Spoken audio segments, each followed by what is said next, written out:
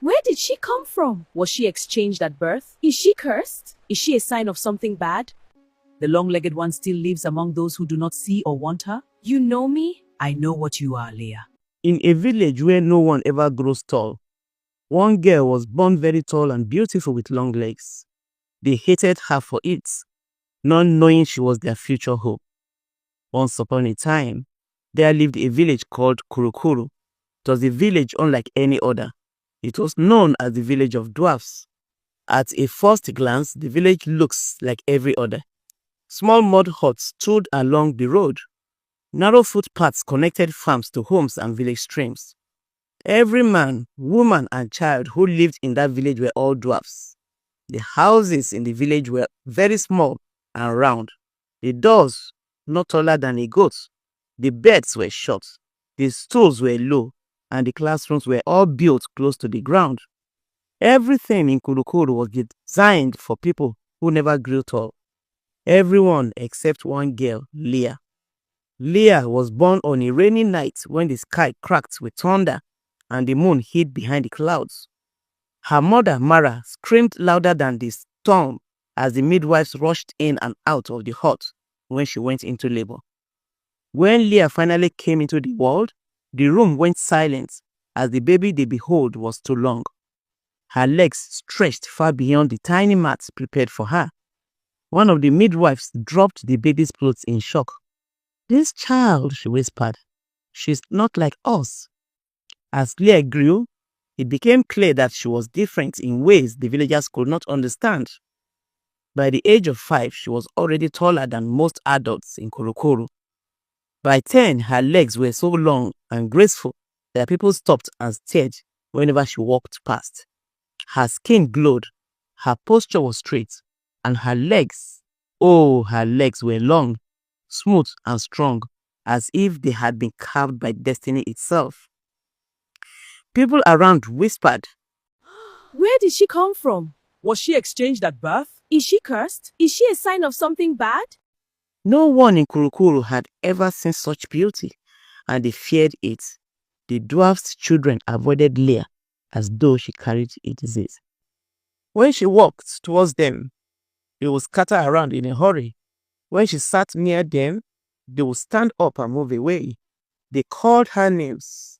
Longbone, Skywalker. She's not one of us. At school, things were worse. The classroom doors were too short for her. The benches were so small that her legs could not fit beneath the desks. The children refused to sit with her. She makes us uncomfortable, they would always complain to their teachers. She doesn't belong here. Every morning, Leah would walk to school with hope in her heart, only to be told to sit outside under the hot sun on getting to the school. Sometimes she would sit in the rain all alone. One day, through the small window of one of the classrooms, she heard the children laughing, answering questions, learning stories about heroes and ancestors. This made her wonder quietly why she was born in the village of dwarfs. Even in her own home, Leah was not at peace. Her house was built differently from that of all the others. It had taller walls, longer beds, and wider doors.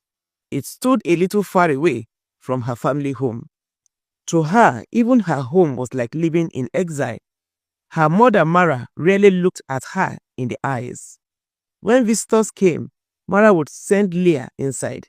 When people asked questions about her, Mara would sign and say, she was unfortunate to be blessed with a child like Leah. At night, Leah sometimes heard her mother crying, saying, "I prayed for a normal child," Mara whispered one evening, not knowing Leah was awake, "but the gods gave me this." Those words broke her heart. At a point, she stopped asking questions. She stopped smiling. She learned to walk quietly, to shrink herself even when her body refused to. By the age of 15, Leah had become the village outcast, seen but never embraced, known but never loved. One evening, as Leah sat alone near the edge of the forest, she noticed something strange. The wind grew still, the birds stopped singing, and the ground beneath her feet seemed to hum. From deep within the forest, An old woman emerged, leaning on a staff carved with symbols Leah had never seen before. The woman looked up at her, not with fear, not with disgust, but with recognition. The woman said softly, The long-legged one still lives among those who do not see or want her? You know me? I know what you are, Leah. Long ago, Kuru-Kuru was not only a village of dwarfs. It was a village protected by tall beings whose long legs allowed them to travel great distances. Watch over the land and protect the small ones from danger. Over time, fear replaced gratitude. The dwarfs drove the village guardians away. Only one guardian refused to leave. She stayed behind, fell in love and gave birth to a baby girl called Leah. You were never a mistake, Leah. You were a reminder. Your legs were not a curse, they were a calling. Few months after this revelation, something happened. Danger came to Kuru-Kuru. A great flood threatened the village. The rivers rose so high that it rushed towards the heart of the village settlements. It swallowed homes. The dwarfs panicked. Their short legs could not overrun the water. Their small bridges collapsed. Their escape paths were blocked by water. In desperation, somebody shouted, "Get Leah!" On hearing that, Leah was amazed because for the very first time in her life, the villagers needed her. Notwithstanding how she had been treated, Leah rushed to where she was being called. On getting to the scene, she acted very fast to save lives. Using her long legs, she carried children on her shoulders to save ground. She helped the elders by lifting them above the waters to cross to plain grounds. With her height, she crossed distances no one else could. By dawn, the whole people in the village were saved. After the shock of the incidents, the villagers stood in amazement, staring at the girl they had rejected.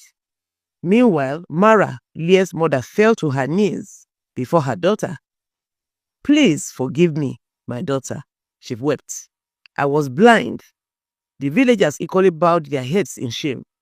Leah looked at them, not with anger, not with pride, but with calm understanding and said, "I do not need to belong here because I am not welcomed.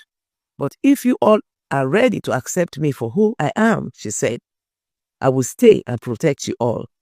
They accepted her condition with joy. From that day on, Leah was no longer called an outcast. She became the watcher of Kuru-Kuru village.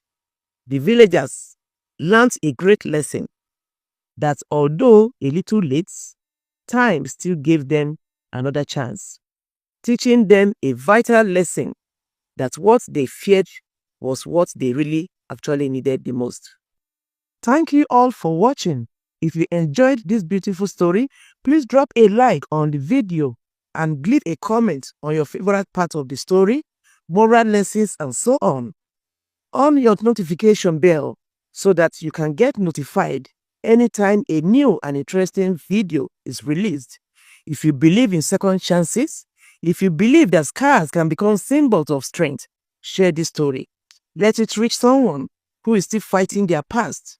Subscribe to my channel, African Tales by Grandma, for more real African stories that inspire, transform, and live forever in your hearts. Please be rest assured that if you support me by liking, commenting, and subscribing to my channel, you will always stay motivated.